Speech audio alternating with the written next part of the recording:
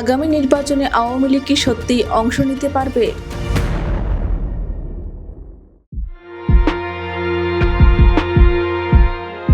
নির্বাচনের রোডম্যাপ নিয়ে আগামী 2025 সালের ডিসেম্বর অথবা 2026 সালের জুনের মধ্যে আগামী জাতীয় নির্বাচন অনুষ্ঠানের একটি সম্ভাব্য সময়সীমার কথা জানিয়েছে অন্তর্বর্তী সরকার।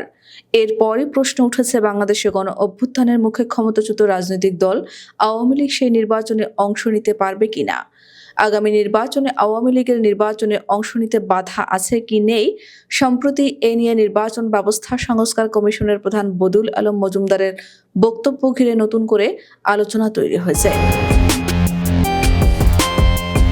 গত বৃহস্পতিবার রংপুরে এক অনুষ্ঠানে তিনি সাংবাদিকদের বলেছিলেন, এই মুহূর্তে আওয়ামী লীগের নির্বাচনে অংশ নিতে তিনি কোনো বাধা দেখছেন না। তবে এই বক্তব্যের পরে তা প্রত্যাখ্যান করে ওই রাতেই বিবৃতি দেয় বৈষম্য বিরোধী ছাত্র আন্দোলন। শনিবার বৈষম্য বিরোধী ছাত্র আন্দোলনের আহ্বায়ক হাসনাত আব্দুল্লাহ বলেন, গণহত্যায় জড়িত আওয়ামী লীগের বিচার হতে হবে, তার আগে আওয়ামী লীগের নির্বাচনের প্রশ্নই অপ্রাসঙ্গিক। বৈষম্য বিরোধী ছাত্র আন্দোলনের মতো একই অবস্থান বৈষম্য বিরোধী ছাত্রদের আরেকটি প্ল্যাটফর্ম জাতীয় নাগরিক কমিটিরও। পরে শুক্রবার রাতে জরুরি সংবাদ সম্মেলন ডেকে সংস্কার কমিশনের প্রধান বদিউল আলম মজুমদার তার বক্তব্যের ব্যাখ্যাও দেন। বদিউল আলম মজুমদার শনিবার বলেন, আওয়ামী লীগ, বিএনপি বা অন্য কোনো দলকে বাদ দেয়া কিংবা ভোটের সুযোগ করে দেওয়ার কোনো বিষয় এটা আমাদের প্রস্তাবের বিবেচনার মধ্যেও নেই।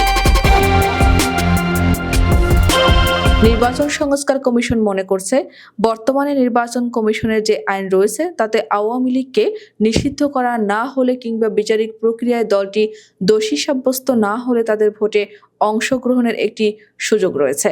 গত জুলাই-আগস্টে ছাত্রদের আন্দোলনের সময় গণহত্যায় জড়িত থাকার অভিযোগে এরই মধ্যে শেখ হাসিনা সহ আওয়ামী লীগের নেতাদের বিরুদ্ধে তদন্ত শুরু করেছে আন্তর্জাতিক অপরাধ ট্রাইব্যুনাল। ট্রাইব্যুনালের চিফ প্রসিকিউটর তাজুল ইসলাম বলেন, গণহত্যা ও মানবতা বিরোধী অপরাধের অভিযোগে ব্যক্তিদের বিরুদ্ধে তদন্ত চলছে। কোন দলের অপরাধ এখনো আমরা তদন্ত করছি না। ভবিষ্যতে আমাদের কাছে যদি মনে হয় দল হিসেবে আওয়ামী লীগের বিরুদ্ধে তদন্ত হওয়া উচিত, সেটা তখন বলা যাবে। এই পরিস্থিতিতে আগামী নির্বাচনে দল হিসেবে আওয়ামী লীগের অংশ নেয়ার কতটা সুযোগ রয়েছে সেটি নিয়েও নানা প্রশ্ন দেখা যাচ্ছে।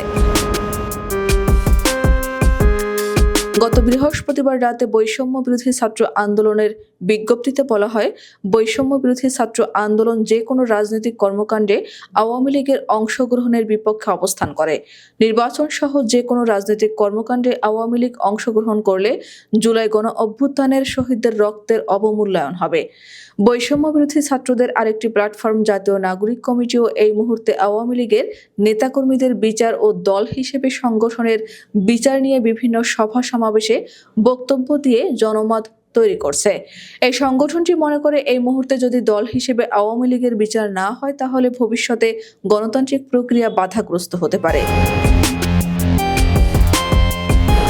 নির্বাচন ব্যবস্থা সংস্কার কমিশনের প্রধান বদিউল আলম মজুমদার বলেন, আন্তর্জাতিক অপরাধ ট্রাইব্যুনাল বা আইসিটি আইনে এরই মধ্যে অনেক মামলা রুজু হয়েছে শেখ হাসিনা সহ অনেক আওয়ামী লীগ নেতার বিরুদ্ধে। আওয়ামী লীগের নির্বাচন কার্যক্রম নির্ভর করবে এসব মামলা সুরাহার ওপর। নির্বাচন বিশেষজ্ঞরা বলছেন, এই আইনে কেউ দণ্ডিত হলে তিনি নির্বাচনে প্রার্থী হতে পারবেন না।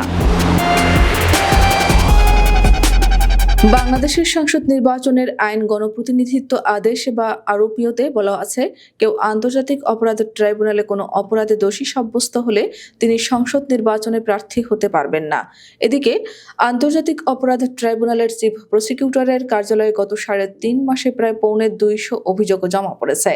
এতে সাবেক প্রধানমন্ত্রী শেখ হাসিনা, আওয়ামী লীগ সরকারের মন্ত্রী, সাবেক প্রধানমন্ত্রীর উপদেষ্টা প্রতিমন্ত্রী, সংসদ সদস্য, আওয়ামী লীগ ও অঙ্গ সংগঠনের বিভিন্ন পর্যায়ের নেতাকর্মী, 14 দলের শীর্ষ নেতা, সাবেক ও বর্তমান আমলা সহ অনেককেই আসামি করা হয়েছে। ট্রাইব্যুনালের চিফ প্রসিকিউটর তাজুল ইসলাম আওয়ামী লীগের বিচার ও নির্বাচন ইস্যুতে বলেন, এটা যখন আমাদের জুরিসডিকশনের মধ্যে পড়বে তখনই আমরা এ ব্যাপারে মন্তব্য করব। আওয়ামী লীগ মানবতা বিরোধী অপরাধে যুক্ত ছিল।